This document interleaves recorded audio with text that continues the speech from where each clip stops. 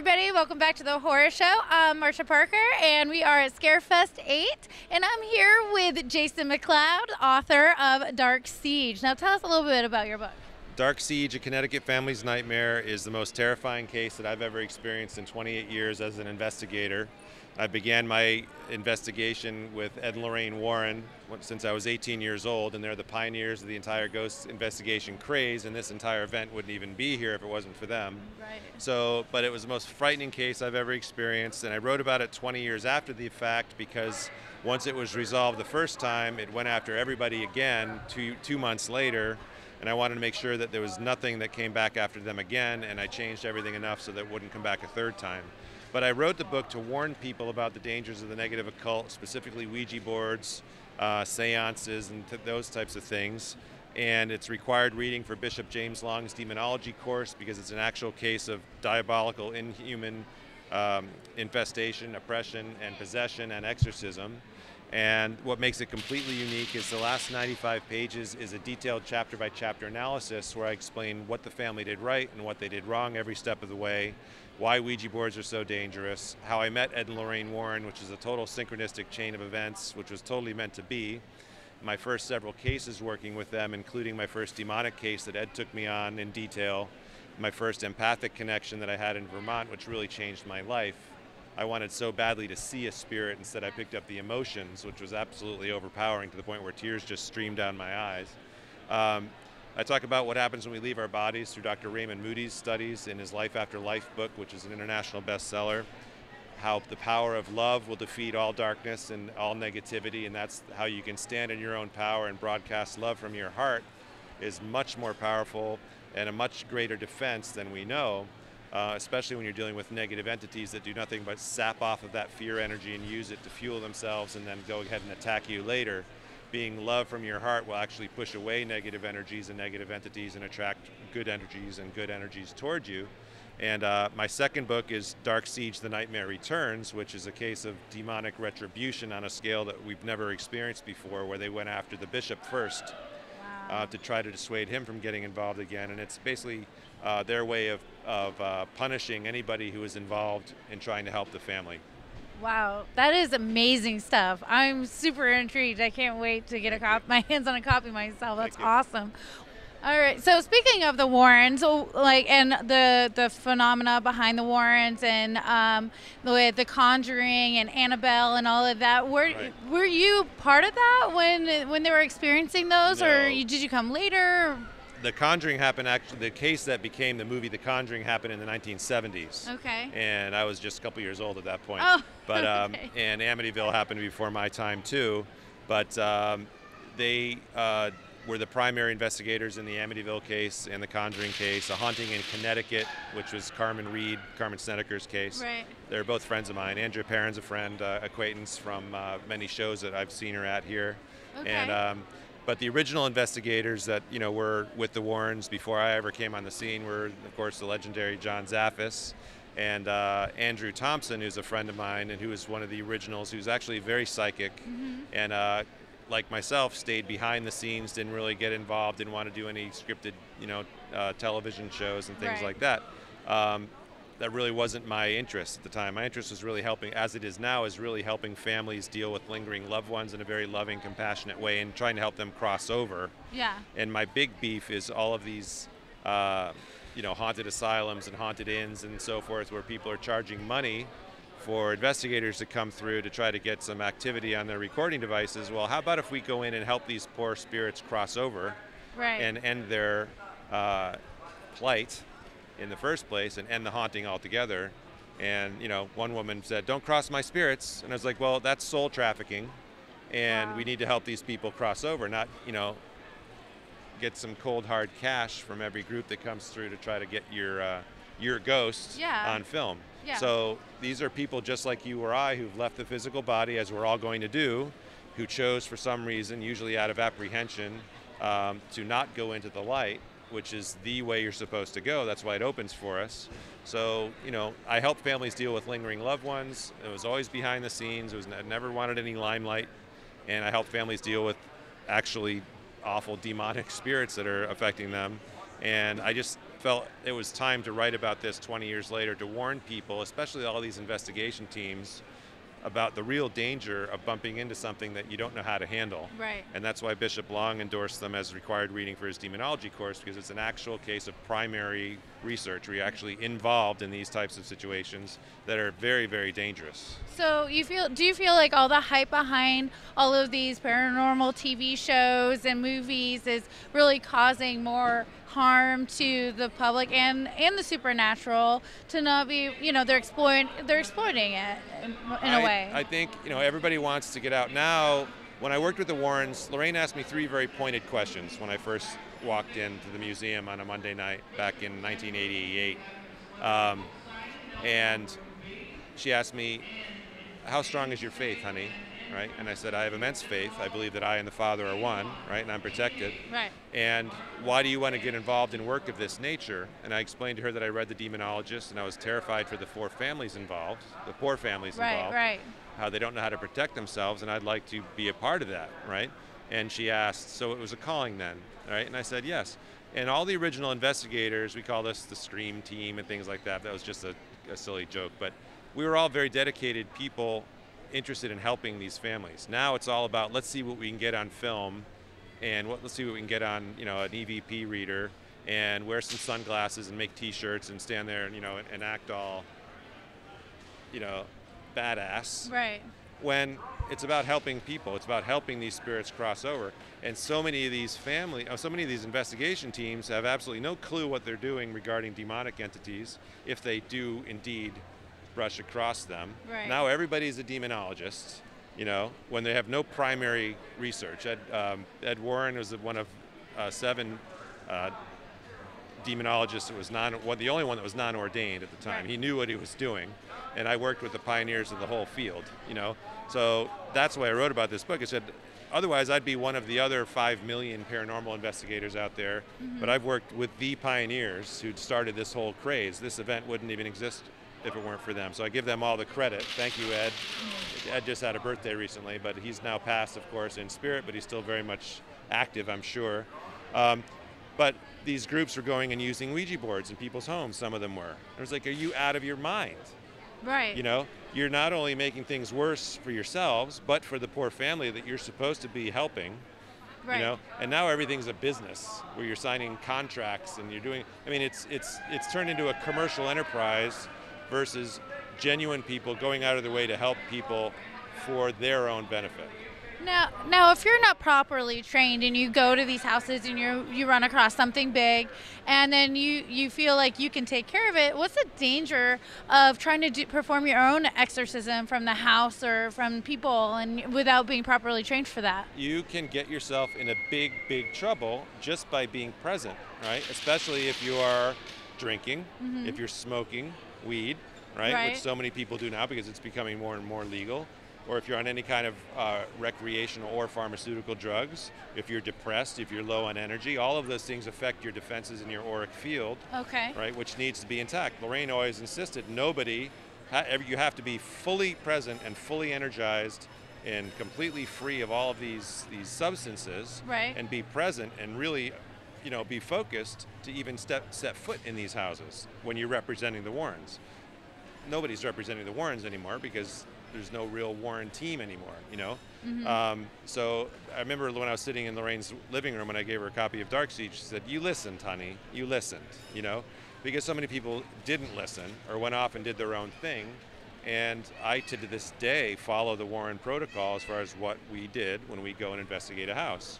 And you have to be absolutely fully prepared and fully empowered and know that you are a living embodiment of God the Creator, right? And I use the term God Spark. And I talk about this in my lectures. My purpose in my lectures, I'm really a double agent, right? Because I come to these horror shows and these paranormal shows with the most terrifying case that I've ever experienced firsthand, witnessed, to tell people this is the horror that can be unleashed when people use a Ouija board and you make a connection to the wrong place at the wrong time. Chances are a lot of times you won't get anything. But what happens to the poor family that moves in next time when the doorway's already been opened? You're opening a channel of communication. So you really have to understand that we are a living embodiment of God the Creator, And that's why these dark demonic spirits hate us so much, is because we are part of the Creator's perfection, and they've been completely altered and changed. They're extra-dimensional, interdimensional beings that have been called throughout history the Archons, the Demiurge, the Watchers, the Jinn, the Demons. They're all these extra-dimensional, extra-planar beings who need permission to enter your world, and when they enter your world, they're going to wreck it unless you know how to deal with it. So these teams that are going in and think they can handle things and think that they can religiously provoke things by simply brandishing a crucifix or pulling a pair of rosary beads out of your pocket can invite an attack. And I'm sorry. Oh, you're I right. did a case in when I was involved with the Warrens, and Donna was there, and Andy, the original Warren investigators, when I first got involved. And I pulled out, everybody was seeing a dark demonic spirit on the stairway, right? I didn't see it, right? But I pulled out a long strand of blessed rosary beads just as an extra added protection. Well, apparently, as soon as I did that, Donna goes, "Jason, what did you do?" Oh, no. Right? And I'm like, "What?" Right? She's like, "He has rosary beads." She's like, "Put him away, quick." I didn't know it, I didn't see it, I didn't feel it, but that thing on the stairs went zip, right up to me. Oh my God, I just got like chills. Yeah. Oh my God. Right? So it was, it was me pulling these rosary beads out, right? Yeah. Not as provocation, unless I said back demon type of thing like that. Right. But I did it for my own defense, so it didn't affect me in any way. So I asked Ed when I got back to the museum, you know, the next Monday night. We had meetings every Monday night. It was the Warren School of Paranormalology back then. Right. He said, well, I asked what would have happened, right? If, you know, I kept them out. And he said it could have burned you, could have scalded you, could have strangled you, could have scratched you, could have teleported you, could have done anything. That's what he told me, right? But I, in my heart, said, no, he couldn't, right? Right. So if you believe and you understand, but it's a belief and an understanding you must have, truly, that we are a living embodiment of God the Creator, the kingdom of heaven is within, we have the light of God within us, and we can expand that to surround us. So it was originally called the Christ light, that's what we were taught to use. But you literally feel yourself surrounded by a brilliant field of scintillating golden light, and you know and can say, I am the light of God, I am the love of God manifested here now on this earth. Love is the highest frequency, God is the ultimate power in the universe, creator, source, whatever you want to use it, the term for it. Nothing of a lesser vibration is going to breach that field. I've always known I was protected. Ever before I even stepped into a house, I would do that same field, and I was never attacked to this day. Although other people around me, all around me, especially in this case, were mauled. Oh, man. Right? Yeah. So when I can deal with somebody like Bishop Long or the bishop that was involved in this case, or anybody who is a genuine clergy member who is trained, who does have this incredible faith, I'll leave all the religious things up to them. I'll practice my spiritual protection methods, and I'll teach the family how to protect themselves in that way as well. Even going in and saying a prayer aloud is religious provocation. Yeah. So praying silently, I am the light of God, I am the love of God, as a protective measure is one thing. Trying to send it out to harm or injure or dissuade the demonic entity from interacting in a negative way invites an attack upon yourself. And like Ed Warren, he says, when you have a bishop or you have a clergyman trying to cast out a demon, or even when Ed was under attack, I cast you out in the name of Jesus Christ. It's never, I cast you out in the name of Ed Warren. He said that would be foolish. I would invite an attack on myself. Who's Ed Warren? Right. We know he's a legend. Well, you know what I mean. But he said, I cast you out in the name of God the Creator, right? How can the created, even these demonic entities that, you know, are these negative beings, ever overpower the Creator? You can't. But they can overpower Jason McLeod or any of these other paranormal groups. So, you know, I never wanted the spotlight. I was never interested in doing any TV type of spots, but I think the time is now right to really just send this message as far and wide as possible, is to help people understand that you must understand, you know, taking a class about demonology just helps you understand what's going to happen. You don't have the experience working with somebody who's really got the experience in having firsthand interaction with these things. That's primary research, as Bishop Long talks about. And I have plenty of primary research, you know, and I'm not the only one. I'm just one of many, you know, and I'm just trying to send my message across to people. I really like your message, because you're not only an advocate for people who are with us and currently living in these houses and are experiencing these horrible, and even sometimes not even, it doesn't even have to be bad. They could be good spirits, but at the same time they're still experiencing them, and it could still be affecting their daily lives. But you're also an advocate for the spirits that are trapped here, and that's the other side we really don't think about often. Right. These are people just like you or I who've left their body. We're all going to leave the body. When the body fails, no matter what happens to the body, whether it expires from a virus or a gunshot wound or due to old age or to a great fall, we're going to be thrust out of the body completely unscathed. We won't need glasses anymore. We don't have any aches and pains. We'll be free of all the limitations of the body. We'll be incredible. We'll be stunned by how much we can really see and hear at that point. All we are is infinite fields of conscious awareness temporarily animating a physical body to experience this dimension. And that's it. This is a spacesuit. And when we leave the spacesuit behind, we're free. And if we choose not to go into the light, we can say the light opens, right, which it will for everybody, and we can say, well, I can deal with being disembodied, but I don't know what's through that. Right. That could be judgment and damnation for all I know. If I haven't led the perfect life and I've been raised Catholic and believe hellfire awaits for me if I go through that light and get judged accordingly, right? So I'm going to go home. And within a second, you're home. That's how fast you move when you're spirit. There's no time or space outside of the third dimension. You can be on the moon. You can think about being under the ocean, and you're under the ocean, right? Anywhere in the world. So you go home to where you felt most at ease, right? This one room feels really strange. It's really haunted. You're picking up something in there. It feels really odd. There's a presence in there, which is an electromagnetic presence, right? And when we go to investigate that type of situation, I would go in there and talk to that person as if he is the owner of that house, which he would be, right? Or somebody who lived there, and say, I understand that I am entering your house, and I'm only doing so to help you in any way that I can, and I want you to help you remember the time where you first left your body. Because you don't think about it. Right. So I'm trying to have them think about it, and they'll say, oh, I remember that. It was really, really frightening. Do you remember seeing a light that opened for you? Yeah, I remember that light. You know, they'll think about it, and they'll process it. Well, that was the proper exit. That's why it opened, right? That was the way to go, and there's nothing to fear and everything to gain by going through that light. So if you like, I can act as an intermediary and help you summon your family and the angels and Jesus and anybody else, and you can do so too, simply by calling out for them and telling them that I'm ready to go home. I'm ready to go. Please take me across into the light. And then it'll open again. Wow. Through your free will. Yeah. Once it closes and you go home, you don't ever think about it again, so then you're stuck in a non-corporeal body, a spiritual body that cannot interact in the physical plane anymore unless you really, really focus on moving a piece of paper just slightly, right, to scare the wits out of somebody, so simply because you want to communicate. Right. So I developed an empathic ability in a case we did in Vermont, which I'm writing about, and it was really powerful.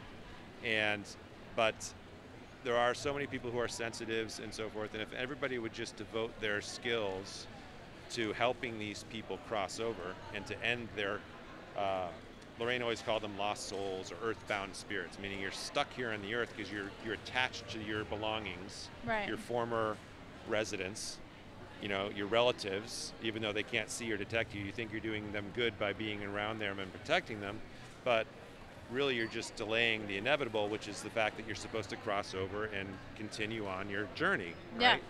To be evaluate your own successes and so forth, and your own lessons, and plan your next trip around, or just continue on to do what you want to do. So the most important thing for me is to help families deal with these evil, awful things that happen to them, and help make sure that they don't return. Right. And also, and if I can count on clergy to do that, by all means, have at it, because it's an immensely beneficial thing to be able to call on. And I help people cross over, and wherever I go. Whenever I pass a cemetery, I say, thank you, Archangel Gabriel, for being here now and for taking any spirits that are in this cemetery into the light if they so choose, right?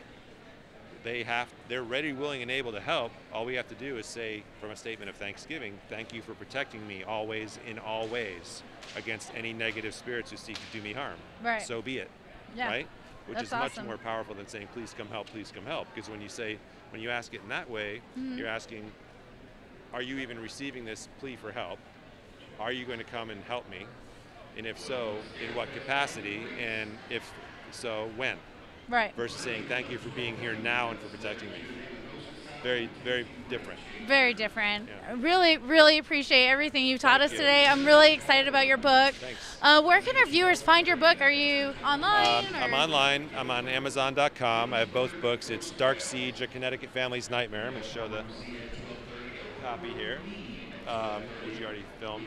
But and Dark Siege, The Nightmare Returns. They're both Volume 1 and Volume 2 of the same series. And my websites are darksiege.com and author jasonmcleod.com, MCLEOD. And I have all kinds of different things you can purchase there.